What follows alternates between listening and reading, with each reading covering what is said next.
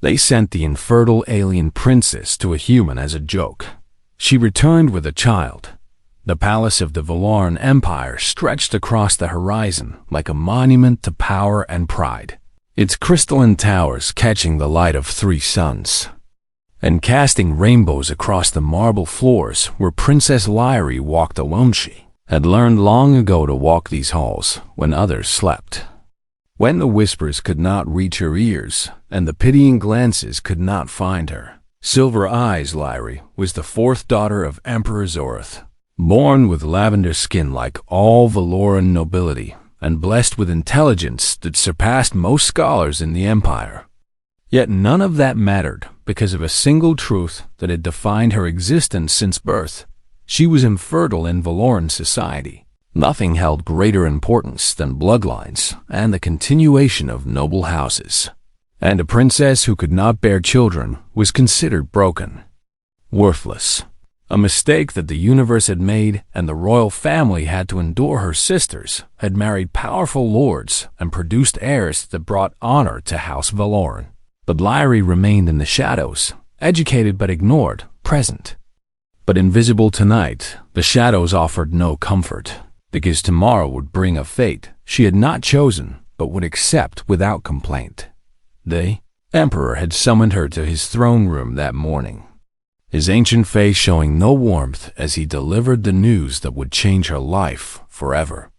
The Galactic Council had brokered a peace treaty between the Valoran Empire and the humans of Earth, a young species that had stumbled into galactic society only 50 years ago and somehow survived despite their primitive nature. As part of this treaty, a Valoran princess would marry the human ambassador to seal the alliance between their peoples. Her father had smiled when he told her she had been chosen, but Lyrie understood the cruelty behind that smile, because sending her was not an honor, but an insult. The humans were considered barely civilized by Valoran standards. Their lifespans short, their technology crude, and their culture laughably sentimental. Sending an infertile princess to marry their ambassador was the Emperor's way of telling the humans exactly how little he valued them. You will depart at dawn, her father had said without looking at her, and you will not return unless summoned. Lyrie had bowed and said nothing because there was nothing to say now. She stood in her chambers surrounded by possessions she would leave behind, keepsakes from a life that had never truly belonged to her. Knock at the door interrupted her thoughts, and she turned to find Thala entering with a small bag in her wrinkled hands. The elderly handmaiden had served Lyrie since childhood, the only person in the entire palace who had ever shown her genuine kindness. My princess, Thala said softly, I have requested permission to accompany you to Earth. Lyrie felt her heart tighten in her chest as she rushed forward to take the old woman's hands. Why would you do this? She asked, knowing that leaving the Empire meant leaving everything familiar behind, because you should not face the unknown alone. Thala replied with a gentle smile, and because I have served this court for 60 years and seen enough cruelty to last 10 lifetimes. Lyrie embraced her, fighting back tears. She had trained herself never to shed. The journey to Earth took 3 weeks aboard a small transport vessel that the Empire had provided. Its cramped quarters a far cry from the luxury Lyrie had known. She spent the hours studying everything she could find about humans, reading their history and examining their customs and trying to understand the species she would now live among. They were a contradiction in every way. Humans waged terrible wars against each other, yet also created art and music that stirred something deep within her soul. They destroyed their own planet with pollution and greed, yet also showed remarkable capacity for kindness and sacrifice. They lived such brief lives compared to Valorans, yet seemed to pack more passion and purpose into their few decades than her people managed in centuries. Perhaps they will surprise you, Thala suggested one evening as they watched Earth grow larger in the viewport. Lyrie doubted it, but said nothing. The transport landed at a facility in a region humans called Maine, a place of green forests and rocky coastlines and air that smelled of salt and pine. Lyrie stepped onto human soil, expecting to be greeted with the same cold formality she had known her entire life. Instead, she found a man waiting alone in the rain, holding an umbrella and smiling warmly, as if welcoming an old friend rather than meeting a political arrangement. "My name is Daniel Porter," he said, extending his hand in the human gesture of greeting. "And I want you to know that whatever expectations brought you here, I hope we can build something better." Lyrie studied him carefully, searching for the deception or cruelty she had learned to expect. Daniel Porter was tall for a human, with kind brown eyes and hair that had begun to gray at the temples despite his relatively young age. He wore simple clothes rather than formal diplomatic attire, and his smile seemed genuine in a way that made her deeply uncomfortable. "Thank you for receiving me," she replied in careful English.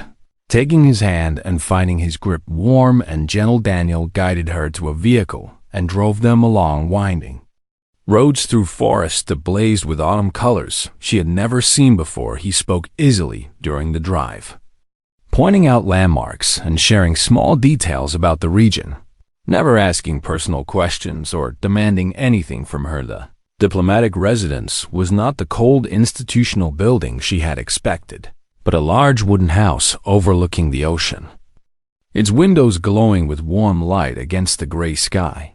"This is your home now," Daniel said as he helped her from the vehicle. "And I want you to feel comfortable here." "Home," Lyrie repeated, the word feeling strange in her mouth. She had never really had a home. Only a palace where she was tolerated and chambers where she could hide from judgment. Thela emerged from a second vehicle with their luggage, her old eyes taking in the surroundings with cautious wonder. Daniel greeted her with the same warmth he had shown Lyrie, insisting on carrying the bags himself, despite Thela's protests inside. The house smelled of wood smoke and something sweet baking in the kitchen, scent so different from the sterile perfection of Valoran architecture that Lyrie felt momentarily dizzy. Daniel showed them to comfortable rooms on the upper floor, explaining where to find everything they might need and promising that dinner would be ready in an hour. Then he left them alone without demands or expectations. Lyrie stood at her window, watching waves crash against the rocks below, feeling something she could not name stirring in her chest. This was not what she had prepared for. This kindness, this warmth, this strange human who treated her as a person rather than a political tool behind her. Thela began unpacking their belongings with quiet efficiency. "Perhaps," the old woman said softly, "perhaps this exile will be a gift rather than a punishment." Lyrie watched her new world darken toward evening and allowed herself to hope, just slightly, that Thela might be right far away in the crystal towers of the Valoran Empire. Her father and sisters laughed at the thought of the broken princess sent to live among primitives. They would not laugh forever. They sent the infertile alien princess to a human as a joke. She returned with a child. 3 weeks had passed since Lyrie arrived on Earth, and everything she thought she knew about humans had proven wrong. Daniel Porter asked nothing of her. He did not demand she share his bed or perform diplomatic duties or pretend to be something she was not. Instead, he gave her space to adjust, showing her the house and grounds, teaching her to use human technology, and sharing meals with conversation that felt more like friendship than obligation. Lyrie found herself confused by his behavior because in Valoran society, marriages were transactions where both parties extracted maximum value from the arrangement. Daniel seemed to want nothing except her comfort and perhaps her company. One morning, she found him in the kitchen making something he called pancakes, a human breakfast food that filled the room with a warm, sweet smell. "You look troubled," he observed without judgment.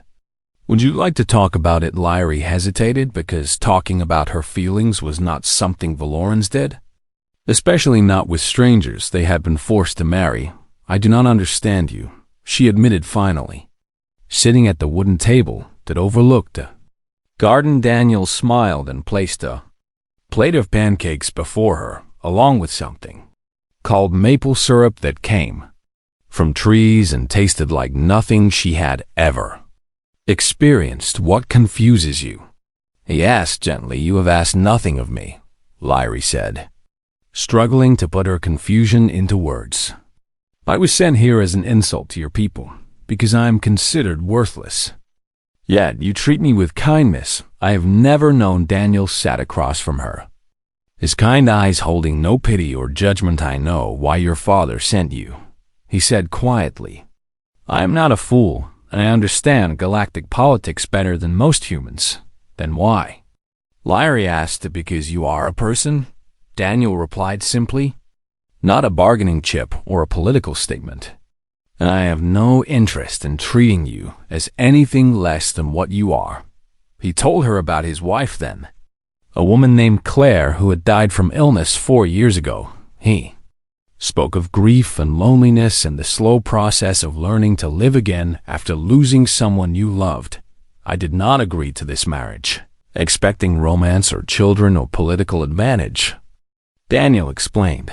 I agreed because I believe connection between species matters, and because I hoped that maybe we could find friendship in an arrangement neither of us chose. Lyrie felt tears threatening to fall and quickly looked away. I cannot give you children, she said, because honesty seemed important now. I am infertile, and that is why they sent me. No, Daniel replied. And it changes nothing because I already have a daughter, and I never expected anything from you except a chance to know. You a daughter? Lyrie looked up sharply, realizing there was much about Daniel she did not yet know. Her name is Katie, Daniel said with a smile that transformed his tired face into something radiant. She is 7 years old and has been staying with her grandmother while you settled in. But she comes home tomorrow, and I should warn you that she is very excited to meet a real alien princess. The next day, Lyrie learned that Daniel's warning had been an understatement. Katie Porter burst through the front door like a small hurricane of energy and curiosity, her brown hair flying behind her and her eyes wide with wonder as she spotted Lyrie standing nervously in the hallway. You are so pretty, the child exclaimed without any of the caution adults usually showed around Valorans. Your skin is purple, and your eyes are silver, and you are a real princess from Space Lavender, Lyrie corrected automatically. Though she could not help smiling at the girl's enthusiasm, Katie grabbed her hand and began pulling her toward the stairs, talking rapidly about her room and her toys and all the things she wanted to show her new alien stepmother. Lyrie looked back at Daniel helplessly, but he only shrugged and smiled, offering no rescue from his daughter's overwhelming welcome. Over the following weeks, Katie became Lyrie's constant companion. The child followed her everywhere, asking endless questions about space and aliens and Valoran culture, never seeming to notice or care that Lyrie was supposed to be worthless. Katie taught her to play human games and showed her how to use something called the internet, and insisted on braiding Lyrie's long silver hair in style she learned from videos. In return, Lyrie taught Katie words in the Valoran language and told her stories about distant planets and showed her how to identify constellations that were visible from Earth. She discovered that human children were remarkably similar to Valoran children in many ways, curious and energetic and desperately in need of love and attention. Katie had lost her mother at an age when children still needed maternal guidance, and Lyrie saw in the girl's eyes a loneliness she recognized from her own reflection. One evening, Katie asked if Lyrie would read her a bedtime story. Lyrie agreed despite knowing nothing about human children's literature, and allowed Katie to choose a book from her extensive collection. The story was about a princess who lived in a tower and was rescued by a brave knight.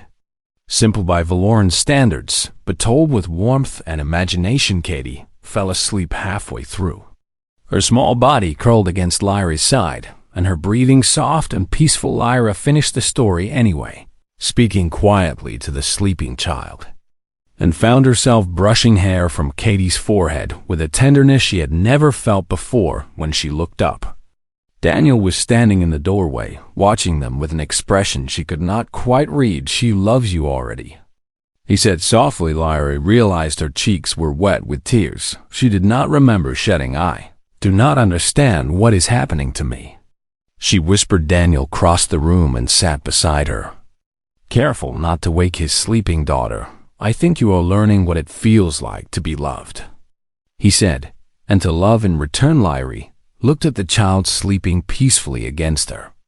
This small human who had claimed her as family without hesitation or conditions. Something inside her chest that had been frozen for as long as she could remember began to thaw far away in the Valoran Empire. Her family believed they had disposed of their greatest embarrassment. They could not have been more wrong. Lyra was not disposed of. She was finally exactly where she belonged. They sent the infertile alien princess to a human as a joke. She returned with the child. 1 year had passed since Lyra arrived on Earth, and the wooden house by the ocean had become something she never expected. It had become home. She woke each morning to the sound of waves and the smell of coffee that Daniel made before sunrise.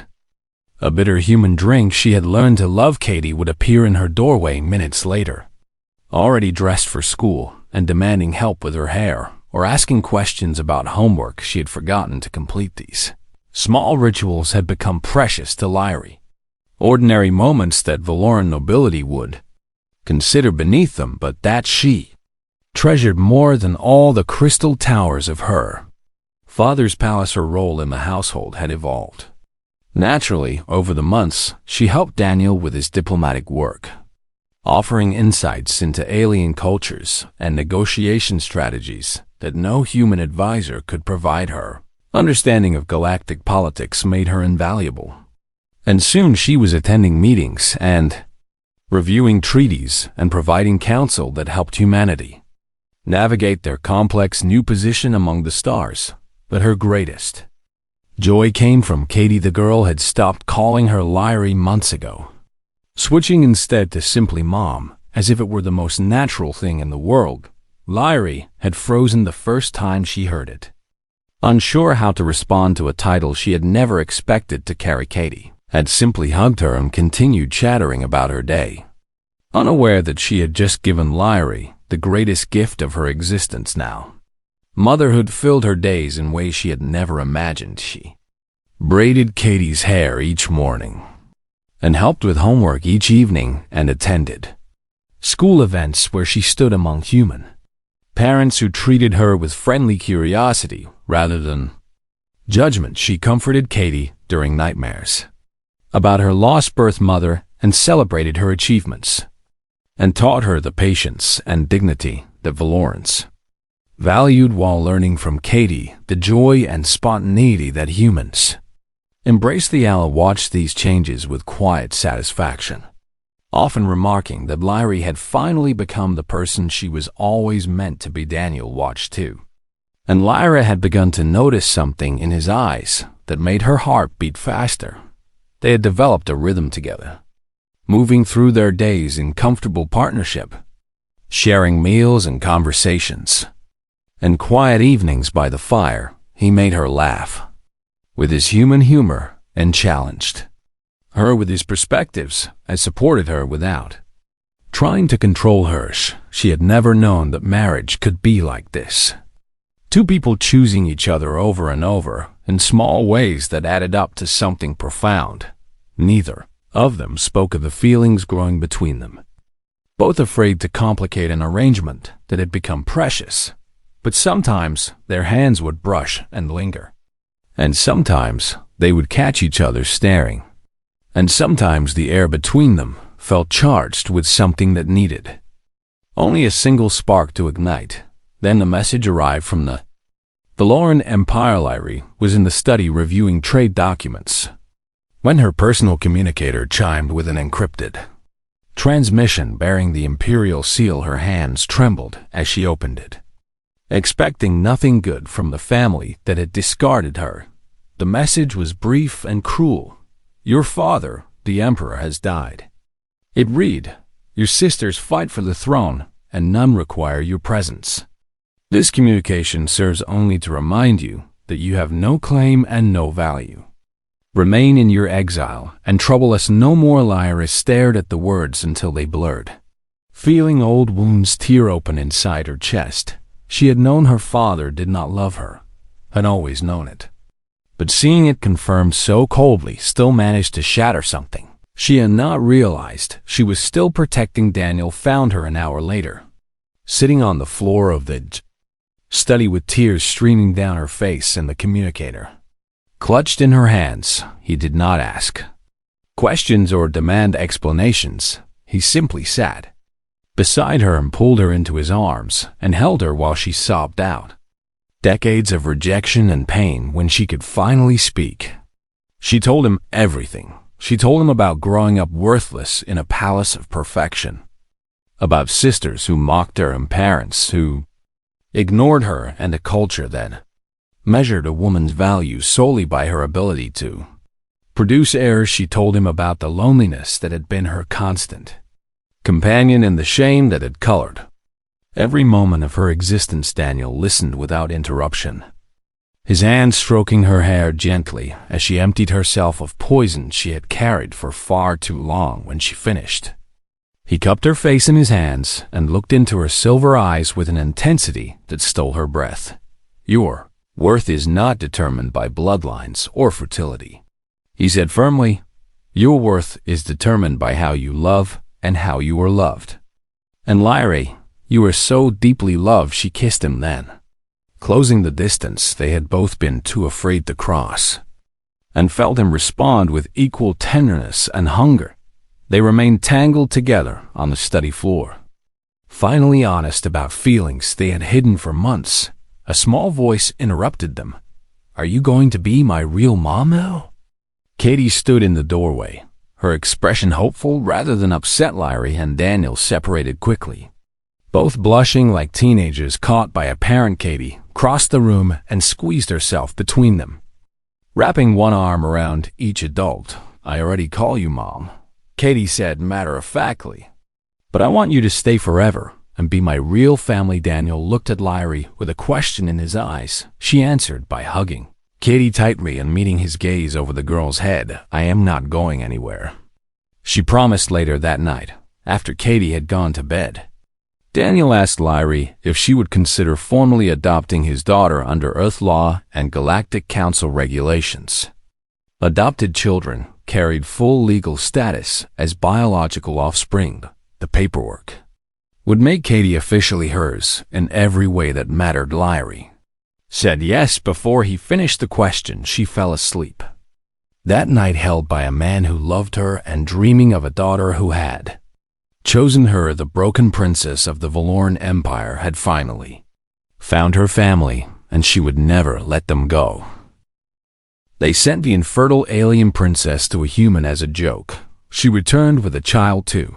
Years had passed since Lyra came to Earth, and the adoption had been finalized for nearly a year. Katie was now legally her daughter under both human law and the regulations of the Galactic Council, bound to her not by blood, but by something stronger, by choice. Life had settled into a rhythm of quiet happiness that Lyra sometimes feared would be taken from her, because her experience had taught her that good things did not last. But each morning she woke beside Daniel, and each evening Katie crawled into her lap for stories, and gradually she began to trust that this life was real.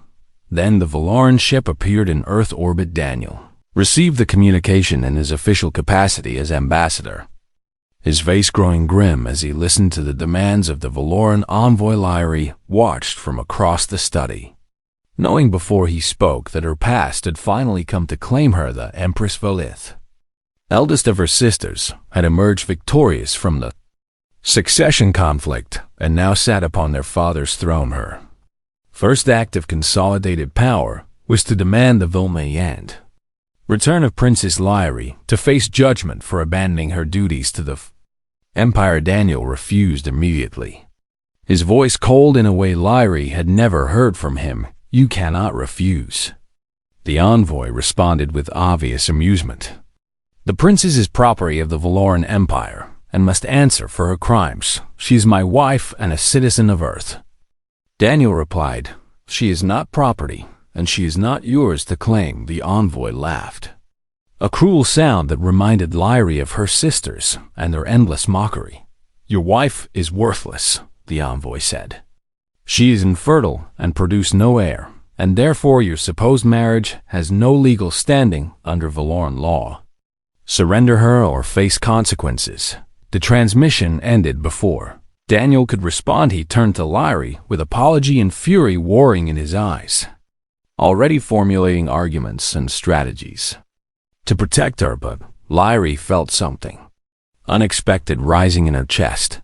Not fear but anger, not despair but determination. She had spent her entire life accepting the judgment of others, believing herself worthless because they told her she was, shrinking into shadows because she thought she deserved nothing better. But she was not that princess anymore. She was a wife and a mother and a diplomat who had helped humanity navigate complex alien politics. She had value that had nothing to do with bloodlines or fertility. She had a family that loved her and a home she had built with her own hands, and a daughter who looked at her like she hung the stars. The Valorans wanted to judge her? Let them come. The envoy returned the next day with a small delegation, permitted to land on Earth soil under diplomatic protocols that Daniel could not refuse without creating a larger incident. Lyrie met them in the formal reception hall of the embassy. Standing tall in human clothing rather than Valoran robes, Daniel stood at her side, his hand resting on the small of her back in a gesture of support that steadied her nerves. The envoy was a tall Valoran male with cold purple eyes and the arrogant bearing of high nobility. He looked at Lyrie with contempt that did not bother to hide itself. "Princess Lyrie," he announced formally, "you are commanded to return to the Empire and face judgment before Empress Valeth for the crime of abandoning your sacred duties." "What duties?" Lyrie asked, her voice steady despite her racing heart. "I was sent here as an insult and told never to return unless summoned. You were sent to represent the Empire in a diplomatic marriage," the envoy replied. "Yet you have produced no heir and therefore failed in your only purpose." Daniel stepped forward, his diplomatic training warring with his protective instincts. "Under Galactic Council law," he stated clearly, "marriage is not contingent upon reproduction, and my wife has broken no laws."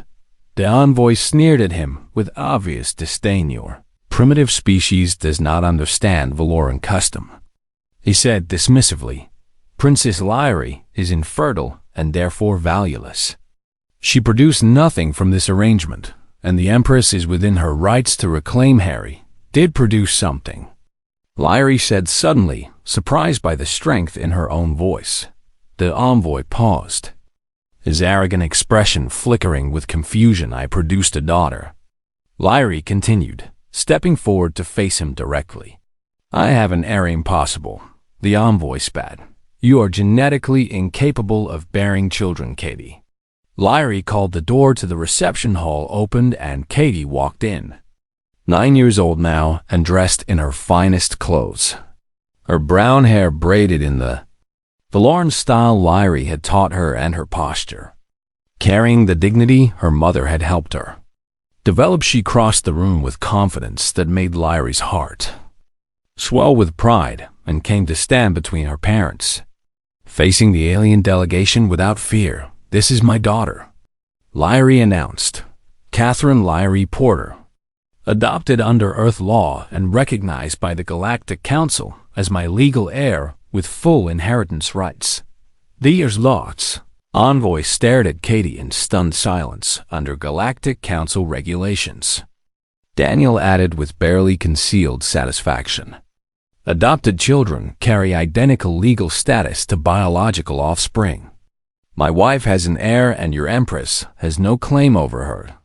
Envoy's face twisted with fury as he realized the trap they had walked into. The joke had backfired spectacularly. They had sent the infertile princess to live among primitives, expecting her to wither in exile and shame.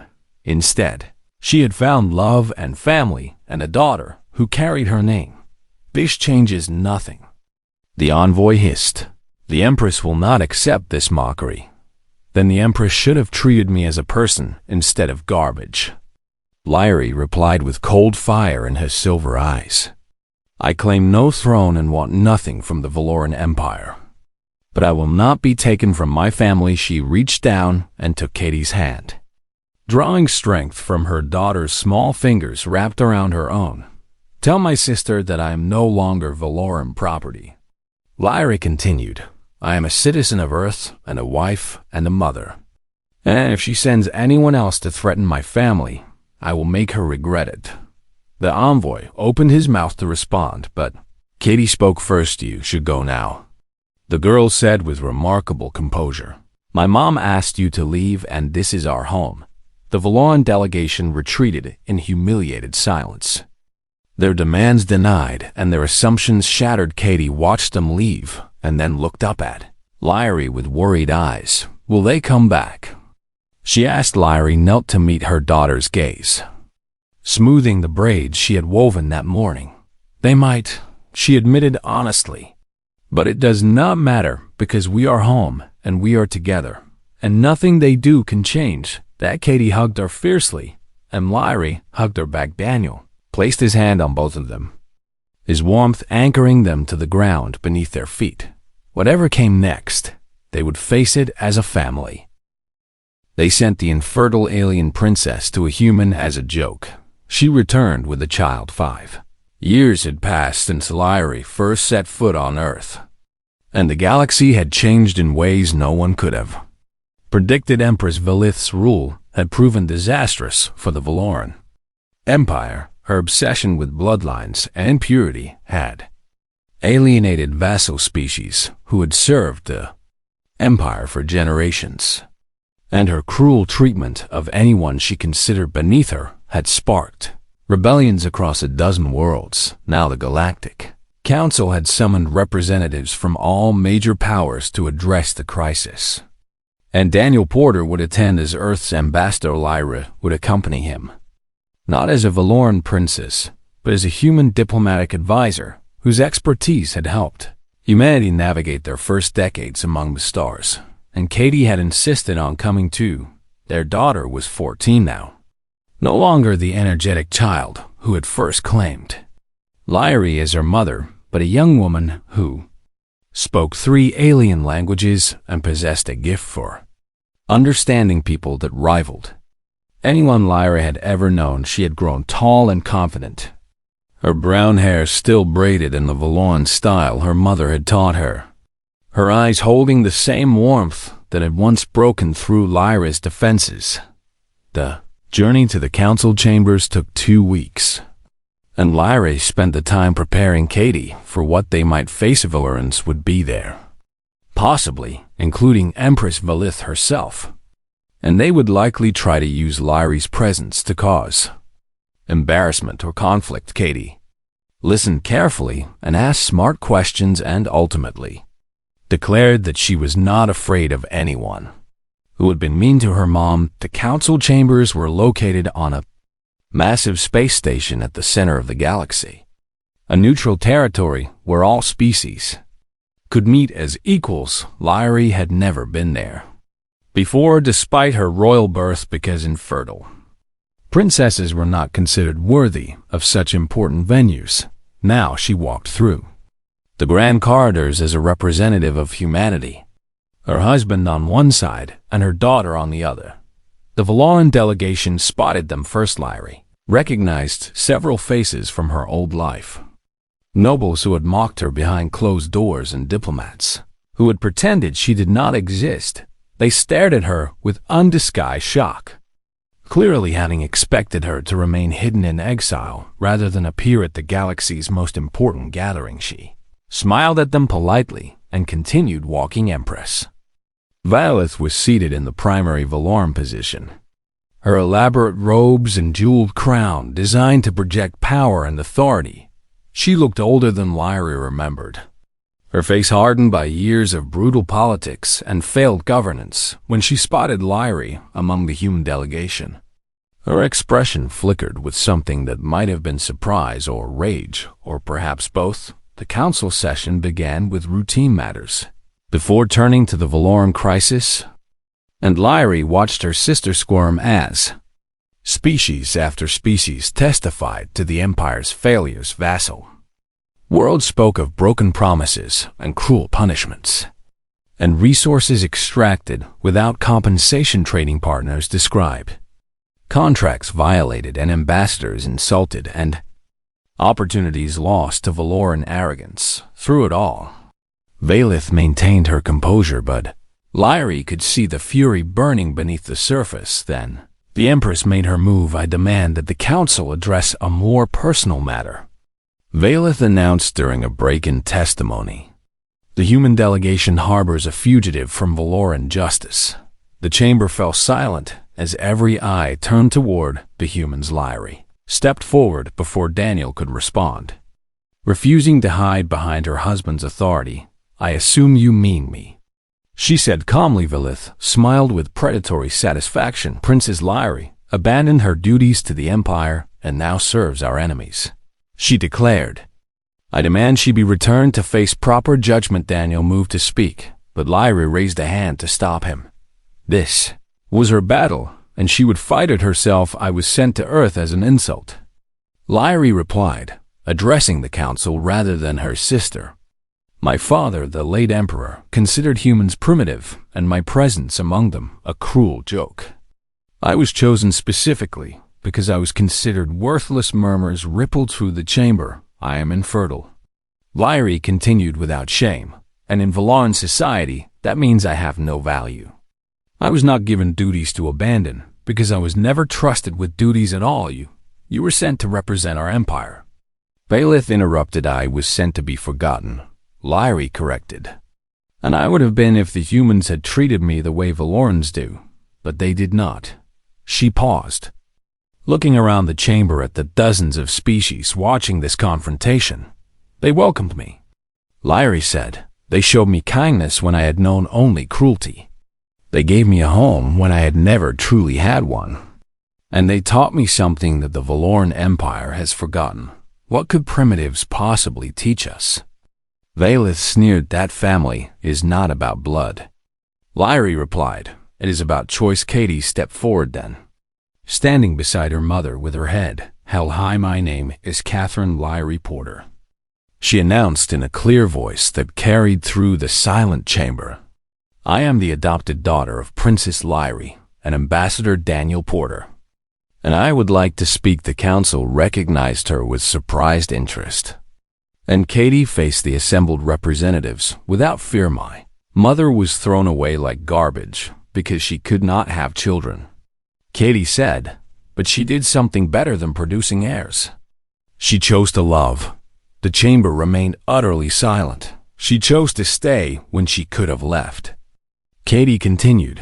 "She chose to build a family instead of mourning the one that rejected her. She chose to teach me everything she knows and support me in everything I do. And she chose to become the most amazing mother I could ever ask for." Lyrie felt tears streaming down her face, but did not try to hide them. "You measure worth by bloodlines and fertility," Katie said, looking directly at Empress Valith. "But my mother taught me that worth is measured by love.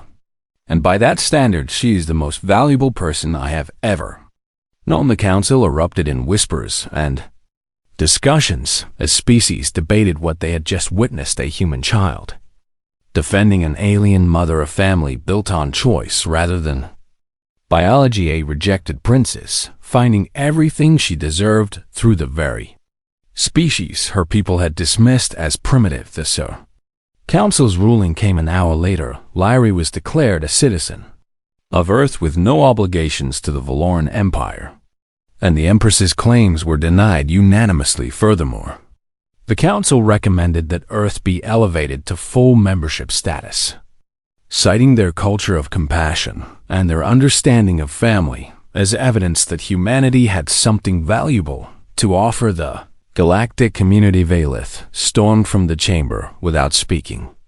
Her delegation trailing behind in humiliated silence, Lyrie watched her sister leave and felt nothing but peace. Daniel took her hand as they walked from the chamber, and Katie pressed against her other side. They returned home to Maine a week later, to the wooden house by the ocean where everything had begun. Thaela greeted them at the door with tea and warm embraces, her old face glowing with pride at what her princess had accomplished that evening. Katie asked what Lyrie wanted to do the next day. Lyrie thought about it carefully before answering, "I want to plant a garden," she said. Katie looked curious and asked why. "Because I have learned something from humans," Lyrie explained with a smile. "The most beautiful things do not grow from perfect conditions.